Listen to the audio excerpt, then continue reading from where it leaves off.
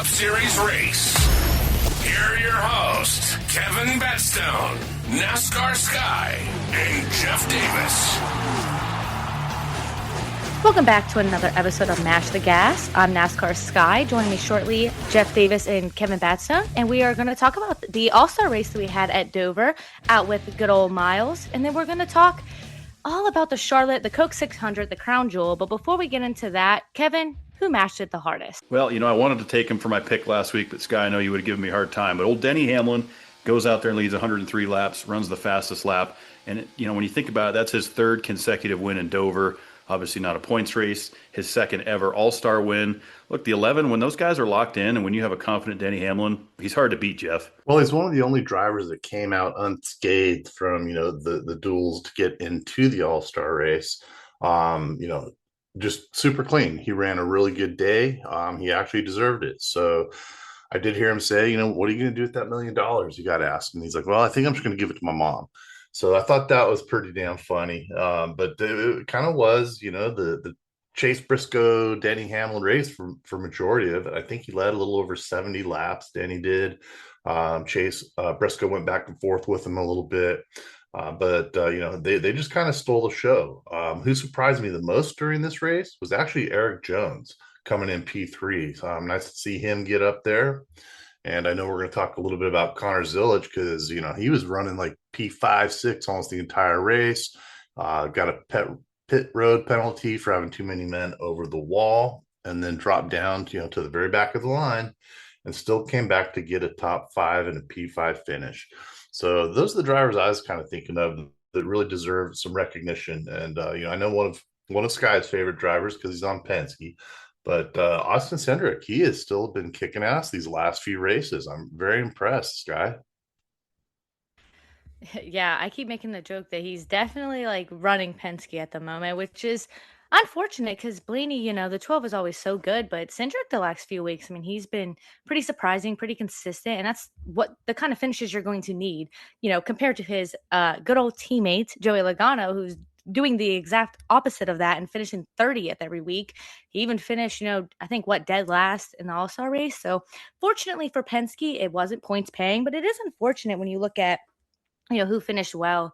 I thought overall that it was a very good Dover race. I like the package change that we have there. I thought you could tell that the car was a little harder to drive. We've seen it with SVG when he spun out because you don't think there was any contact there. I think the car just got turned. Same thing with the 54. Looks like he just kind of got turned by himself there. I thought it was a very good Dover race. For an All-Star race, it was just so lackluster. The All-Star race, I feel like it's supposed to be this exciting thing, leading up the Coke 600 and everything. I don't know.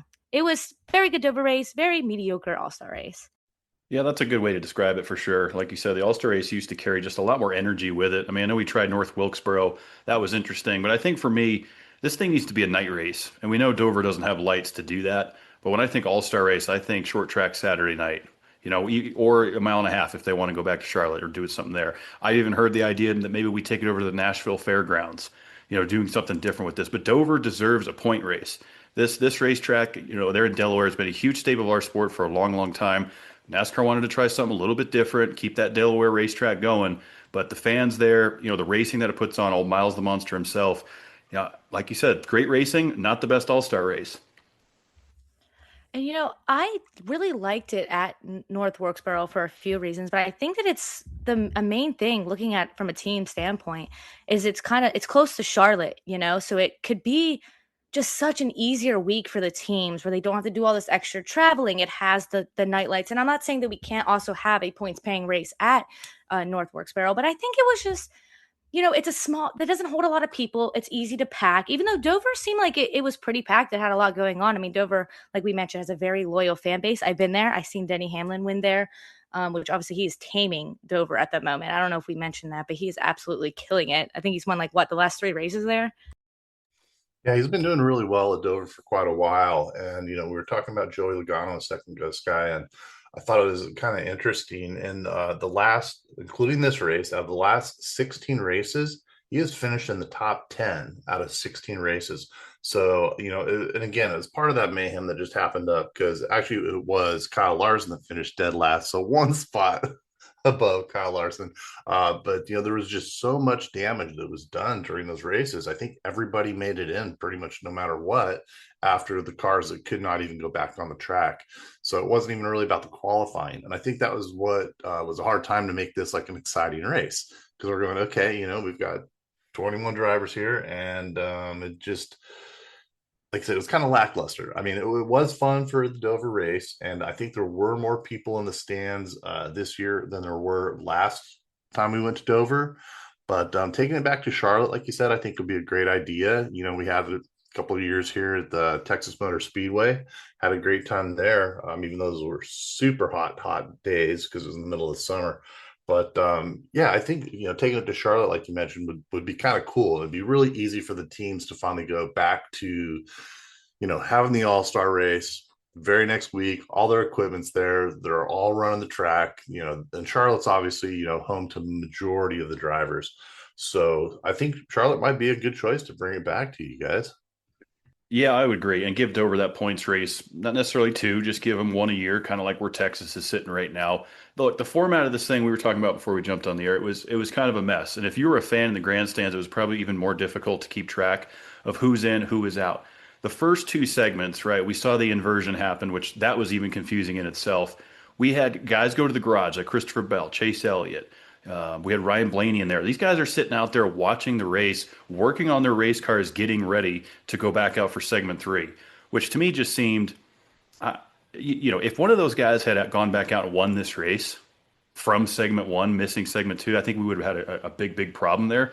We go back to the 2001 All-Star race when Jeff Gordon was allowed to pull up the backup car and he goes out and wins with crew chief Robbie Loomis back then. This was a different scenario because NASCAR did not allow them to go to backups. They could just improve and work on the race car that they had. I don't know if I love that. I think we got to go back to the Open. Start with the All-Star Open, have some cars transfer in. I mean, here's the thing, guys. Chase Elliott doesn't make the All-Star race. I mean, it was absolutely absurd. I mean, I don't want to say absurd, but I guess it was just really bizarre to see Chase not in there. And I think the first year where they did that inverted thing at the end of the stages, I remember calling you from Texas Motor Speedway when we had that. And I'm like, hey, what the hell's going on here? We couldn't quite see. And then they had these like cases, like it was, who wants to be a millionaire type thing or whatever. And it was like, depending on where you're starting. I know they've tried a lot of different things with NASCAR with these all-star races, and they need to figure out a format that actually works. Because I know Ryan Preece kind of took the blame when he got into Todd Gilliland, and he got a lot of guys caught up. Like I said, Kyle Larson and Ryan Blaney totally took it. Man, but Ryan Preece, did you guys see his car just totally engulfed in flames? It was so nice to be able to see him get out of there. Yeah, that was one of the hardest hits I've seen taken, in reverse. Dover carries so much speed, as you know, Sky, and just when that 60 went in there and lost control, backed it up into the fence so hard. I mean, full load of fuel, that thing was cooked. Yeah, and it's concerning because that's very similar to what ended Kurt Busch's career, It was very similar, like backwards hit. So hopefully he's okay. There's no concussion or anything lingering there. And it's so weird with Priest. I feel like he's not always involved in these accidents, but when he is, it's always this like big ordeal. Like when he flipped at Daytona, like he can't just normally wreck. I overall, like back to the format, I don't know. Like I definitely needs working. And another point that I think it was Briscoe said that he literally felt like it was a marathon, that it was the Coke 600 because of how much they were racing. And to me, that also, it's not even points paying. You know what I mean? I don't think that the drivers need to go through all of that, this all day thing. I didn't like this whole, these drivers who were locked in, pretty much getting their cars wrecked from the jump. It was just silly. It was very silly. But I can't, I'm very happy with NASCAR this year and all the things that they're willing to try and change and fix. So I'm not going to, dog them too hard because you got to try it to see if it works or not. But as a fan since forever, it wasn't my favorite thing for sure. Yeah, like you said, we can't really dog NASCAR for it. I mean, they are trying different things. At least they're willing to do that and, move some tracks around different places, But I'll tell you, I kind of felt bad, even though he had a really good finish, for Alex Bowman. He got a top 10 finish. He got a P9. And for him to do that right now was really awesome to see. But he needed the points. This was not a paying race. So, good to see him back up there. And hey, RFK, I mean, they're always doing well too. I mean, I know Ryan Preece had a bad day, that at least Brad Keselowski came up with a P10. So, overall, like I said, it was a fun race. It really was a fun race to watch. I mean, they've changed so many things since the All-Star races kind of have started. I think we've had like 14 different kinds of sets of tires. We had green and reds, but the mistakes that were made on pit road, I think, is also another thing that caused some of the drivers not to have a good day, besides all the wrecks and everything through the qualifying. And again, as we know, your day is made and break on what goes on pit road. Yeah, for sure. And when you mentioned pit road, the All-Star qualifying pit challenge was obviously very interesting. Shout out to Zane Smith's crew for getting that done. And even that in itself is kind of confusing as well, right? Because Denny Hamlin goes out, wins the pole, but Zane Smith had the faster pit time. But the pit time is also tracked on metrics from the drivers as well. It's not just, the pit stop itself, it's their entry and exit. So I feel like the pit crew challenge itself should just be from when the vehicle is stopped until the jack drops. So there is a couple of extra seconds in there that depends on the driver, which I found interesting. So there's a couple things here I think we can clean up. I mean, overall, we're kind of nitpicking it, but the racing itself was good. I mean, like you said, typical Denny Hamlin at Dover, just goes out there. He wasn't great on restarts. Briscoe was able to have a pretty good short run speed there, but Denny Hamlin is just so good at tire management. He knew he needed to go at least 75 laps on those tires. We saw those others, that cordon up the tires. We saw some tires blow, and that's just either inexperience or just inability to limp these tires to where they need to go. We knew there was going to be an all-star caution 75 laps into that final segment. So the pit strategy I found kind of interesting there, but it was, I don't want to say predictable, but you just knew that Denny was going to be able to stretch this thing. I agree for sure. I do also think that he got it easy at the end. I mean, so many contenders. I think that the 23 car was probably the car to be. I mean, it was really fast until it got involved with the Ross Chastain Brad incident, which that in and of itself, like there was a couple of times where drivers were just clearing themselves down, or I don't know if he was or what, if he just wasn't aware that, the six was there. But then, Bubba gets caught up in that. And I felt like if Bubba could have made a run for it at the end or whatever, like, I don't know. I feel like he could have gave Denny a run for his money, but I can't knock Denny too much because, like we said, he is so good at Dover. I mean, he's just phenomenal there. So it's definitely that. But I do think he had some help with a lot of the good cars getting caught in incidents and whatnot.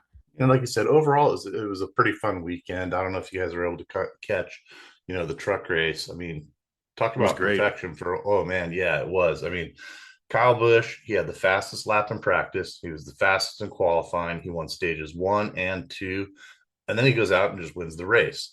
I mean, that's absolutely phenomenal. I mean, I know a lot of people have controversy over Cup drivers coming down to trucks or the O'Reilly series and whatnot. But Kyle Busch continues to make history. In the truck series, Kyle Busch has his first career pole since 2023 in Las Vegas. But it's 12 seasons, 12 different seasons with a pole in the series, setting an all-time record. This is also Chevrolet's first pole in the truck series since Las Vegas in 2025. So, I think Kyle Busch did a really damn good job. It's good to see him in victory lane, victory circle, and having a great time. But we're just going to see what he can do, moving forward into the Cup races. Because he's not getting the finishes he really needs. I mean, he did pretty well in the All-Star race, but, well, not really well. The P17, I forget, this is only 26 drivers in the total race. But, Kyle Busch has got to step it up when it comes to the Cup Series. What do you think, Kevin? Well, we saw RCR starting to make tiny improvements before we had this all-star break here. We started to see a little more confidence, decent run for those guys a couple weeks ago. So, we're going to a track where Austin Dillon, his teammate, has won in Charlotte, so I think that there is some things to build off of there for RCR. And anytime Kyle Busch is in victory lane, whether it's a truck, an O'Reilly series or Cup, I think it's good for the sport overall. And just good for his mental space to go down there and get some wins. Feels good to do. Like Connor Zilic said when he popped down and got that O'Reilly win. Speaking of the O'Reilly series, another fantastic race over there. Boy, old Corey Day. everybody just about had him written off at the start of the season, and now he's kind of clicked. He got the win obviously at Dega. He said, I want to win a real oval. He goes out and only leads 4 laps and gets this thing done, beats the veteran Justin Allgaier. And, he's trying to make a case. There's some rumblings with him being in the Hendrick stable, the 48. I don't think Corey Day's ready to come up, but there's some rumblings. Yeah, with that 48, I'm not sure there's anybody I think is ready to come up. That's where I'm like, I don't know what they're going to do. But, Alex Bowman, the few weeks that he's been back, he's been pretty good. I mean, I feel like Hendrick is like hit or miss right now. We've mentioned it a few times over the season. Obviously, Chase Elliott's won. I don't think Byron hasn't won yet. Obviously, Larson hasn't won. So I don't think he's too far off of his teammates. Obviously, he's got a big points deficit he's got to make up, but even a good finish at the All-Star race. I mean, it's good momentum for him.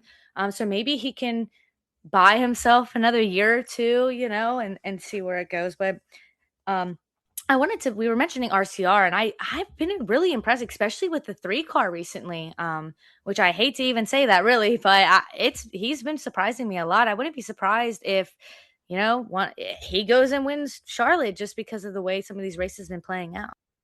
So, speaking of RCR, I don't know if you guys saw this, but Richard Childress, he's 80 years old, and he's actually going to run a Crown Vic with Cletus and his buddies in July. And at first I thought it was like, okay, here's Twitter putting out some just regular bogus information or whatever. But, Austin Dillon came out and was talking about it. And so if he really goes out there at 80 years old and runs this thing, I think it's going to be so much fun. I can't wait to see it. But Sky, to your point with Hendrick, yeah, absolutely. They've been kind of hit and miss all season long. So Alex Bowman, I don't know, will Rick Hendrick give him another year just to see, okay, we know what happened at the beginning of the year with him missing a bunch of races. I know Jeff Gordon will talk about it with him and kind of make a decision. But like you mentioned, since, Sky, you're talking about, there's not too many people that can come up right now. I mean, Day, I think he's good enough, but I don't know if he's quite ready for Cup level yet. I just think he's too young, and these cars are so different. We're seeing Connor Zilic go through the growing pains of learning how to drive this Cup car. There's not a lot of carryover from Saturday to Sunday other than just getting some sighting laps and being out. Getting seat time is always good time, but the cars are just so different that there's just not a lot of carryover and experience. So we'll see. I mean, I think there was a, kind of a sit down moment with Corey Day when he was tearing up race cars earlier this year. You go back and look at some of his finishes. First 4 or 5 races weren't good, getting involved in some mayhem. And then, I think there was a sit down with Rick. And since then, he's really kind of kept his nose clean and is now contending for wins, out there beating the best organization, JR Motorsports. So, there's a conversation to be made there. But I think with Alex Bowman, I know, Sky, you want to give him some grace there, but I think he's out. I'm sticking to that. I've said it all year. I don't think Alex Bowman's back in that 48 next year. I can't even disagree with you. It's one of those things where he's had so many years to get it together, figure it out. And just the 48 car alone, obviously he's been in the Cup Series for a little while, but you've had so many years in there. You're in one of the top teams. Although I do agree that I think Toyota's like the only manufacturer to have it like fully together this year. Ford and Chevy are just dropping it left and right. I do not know what's going on. It will be unfortunate for Bowman. I'm sure there's a good chance that he could probably end up somewhere else, though, for sure. I'm sure you could probably find another ride, but like you said, Sky, he's had a number of years where he's been needing to prove himself, and he just hasn't come. The cream rises to the top. He's just not there. And Hendrick Motorsports is one of those organizations, even though they're having kind of I don't want to say too rough of a time this year with having 2 wins so far this season.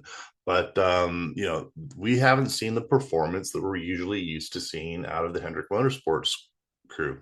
So, Bowman, he's a damn good driver. I mean, look at Daniel Suarez. He's still a good driver. And we saw him drop down from a few different teams, from Gibbs. And now he's with Spire, which is great. And I think Spire is doing pretty damn well right now for, the teams and what they have.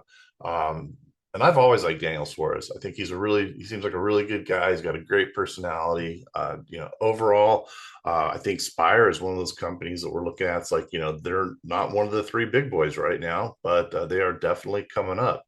Trackhouse, they last year or two have done really, really well. But this year, I think Spire's kind of stepped up a little bit and gotten above what I think Trackhouse has done, other than SVG winning the road course. Yeah, I would agree. I think Spire has to be put up in there as most improved race team overall, when you compare it to some of these others. But, we're still kind of somewhat early in the year. I mean, over a quarter of the way, approaching a third of the way. There's still time to right the ship and for other teams to start getting this thing dialed in.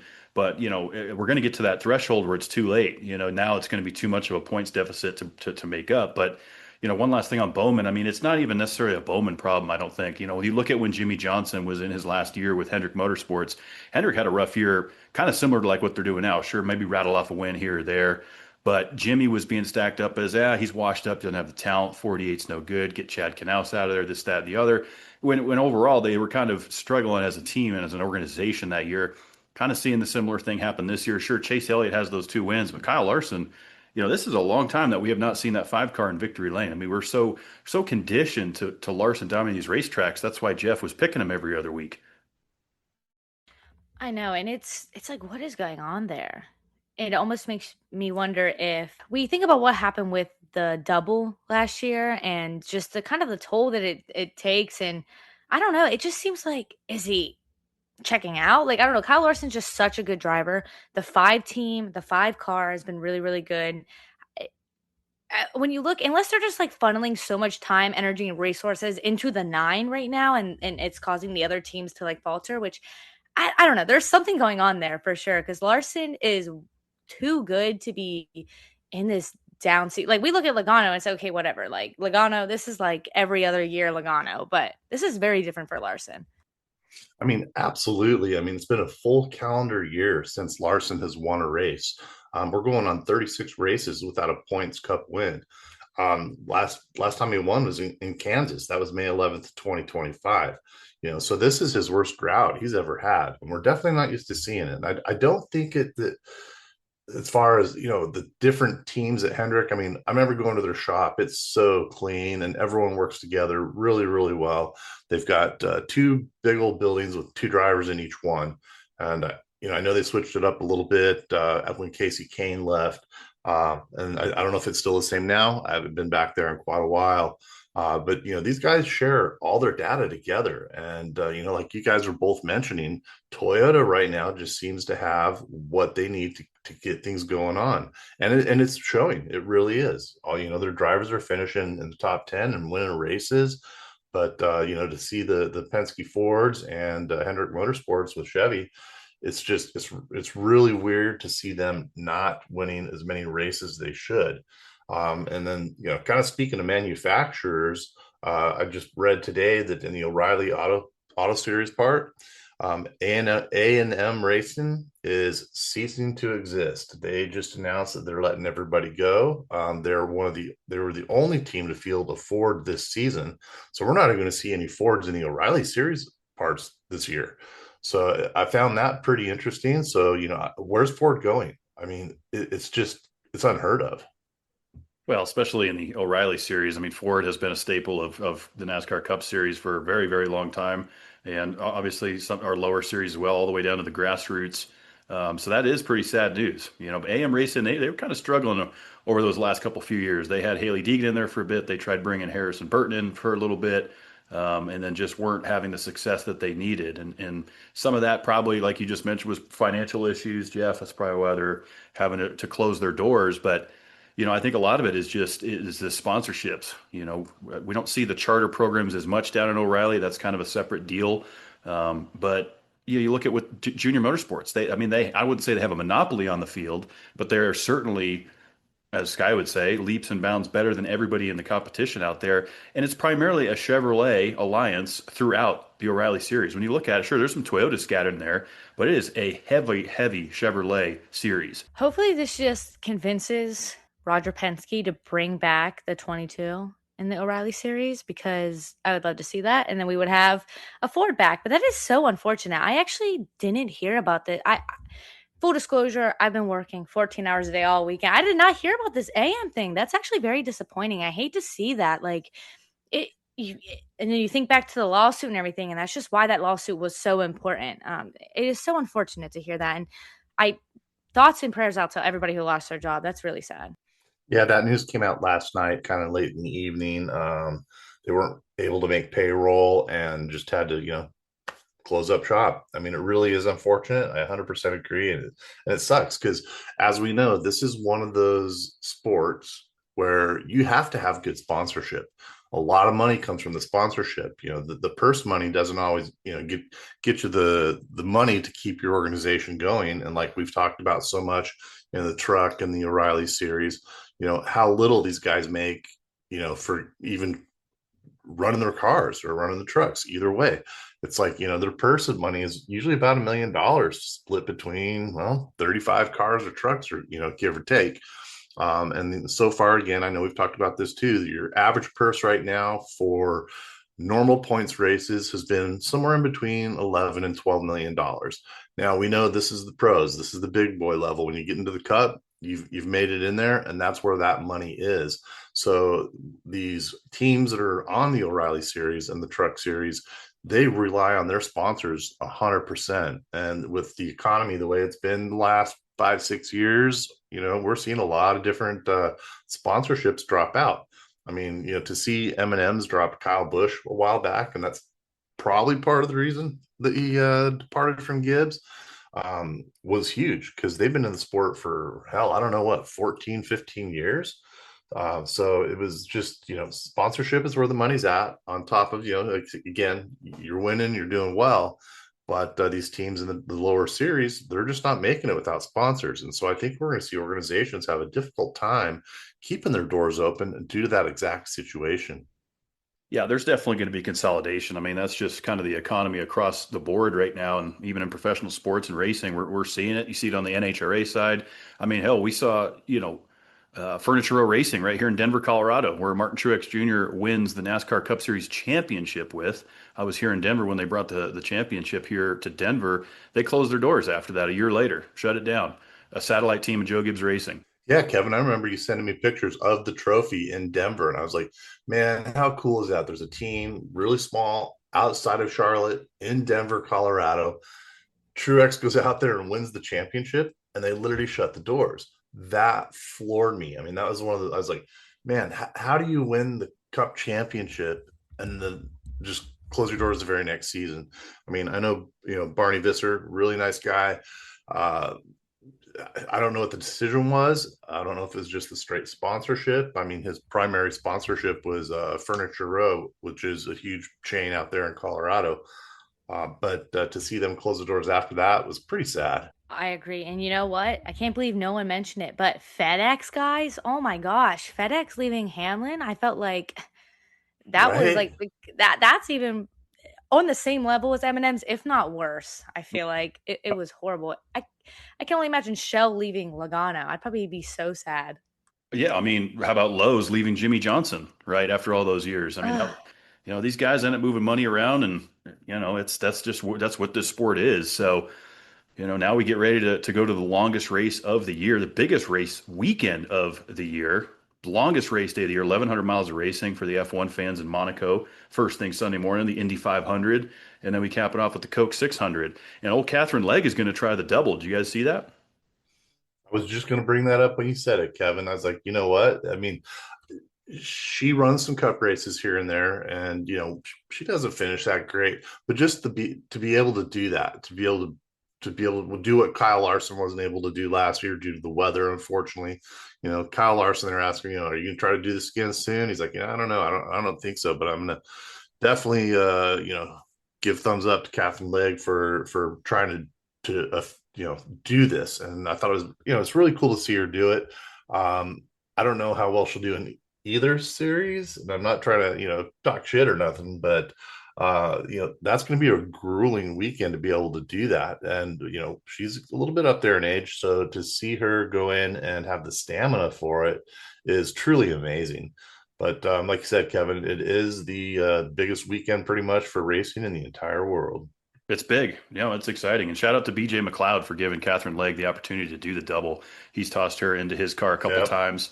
We obviously know that 78 is it is what it is. We used to call it a go or go home car back in the day, so take what you will with that. But the fact that she gets to do both, I think is great. She's done amazing things in IMSA. She's definitely a great race car driver, so I'm excited to see what she can do with a lot of racing ahead of her on Sunday.